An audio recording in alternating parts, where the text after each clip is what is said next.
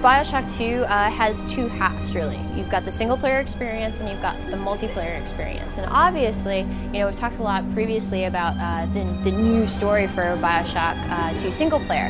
And now that we've announced multiplayer, a lot of people are wondering, well, how does multiplayer fit into the BioShock narrative? Because that's a really important part. And we didn't want to just make this multiplayer experience and dump you into an arena and be like, oh, hey, it's multiplayer. We wanted to make sure that we respected the BioShock you know, IP in the world, because it is so, it's just such a cool world to be in.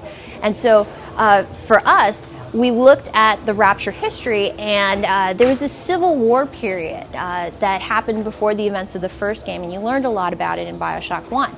And for us, we were like, God, that's exactly what we need for a multiplayer component. So we took that timeline and used it as the setting for the multiplayer component. And so now you're going to play as a citizen of Rapture. You can choose different characters to play, and you're just a citizen of Rapture trying to survive that Civil War. And that's really the narrative setting. BioShock 2 multiplayer would not be BioShock without a Big Daddy.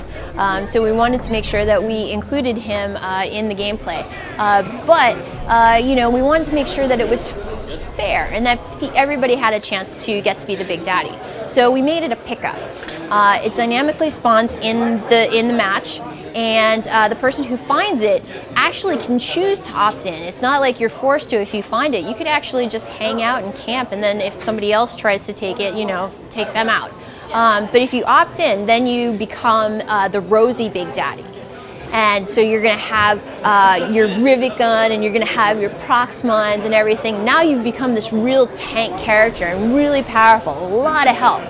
But you've also become a target, because taking down the Big Daddy will give extra Adam for the people who do. So even in a free-for-all match, you'll see people making temporary alliances with the other players just to take down the Big Daddy. So it's definitely an interesting challenge to play. It wouldn't be BioShock without having weapons and plasmids. So for multiplayer, we do have a few new weapons, which we can't talk about today, but that are specially made for multiplayer, and same thing with plasmids. But the ones that we displayed today are actually from BioShock 1.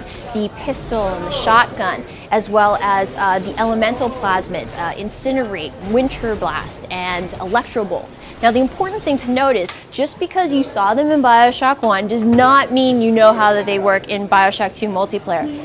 Anything that we brought over, like those weapons and plasmids, we built from scratch, from the ground up, specifically for multiplayer. So if you were to go back and play BioShock 1 and then play BioShock 2 multiplayer, they'd handle really differently. So for BioShock 2 multiplayer, we offer 3 different gameplay modes. What we demonstrated today was the free-for-all mode. And the second mode that we have is Team Deathmatch. The third is also a team mode, but we're not actually allowed to reveal, so PR tells me today. And then within those gameplay matches, there's all this other stuff that you can do. And that's one of the really cool things about BioShock 2 multiplayer, is the fact that, you know, you don't need to be this awesome, expert, accurate first-person shooter player in order to progress. You can do a lot of other things in the match that will count and give you Adam, which is our experience, and allow you to rank up in the Sinclair Solutions program. So doing things like when a Big Daddy spawns in the match, taking down a Big Daddy will give you extra Adam at the end. Doing things like hacking a turret will also give you extra Adam at the end of the match. And it's also really helpful for you, because if you control that turret, it can allow you to get more and more kills, again, giving you a faster rank up. So BioShock 2, we're really excited, coming out November 3rd for Xbox 360, PS3, and PC.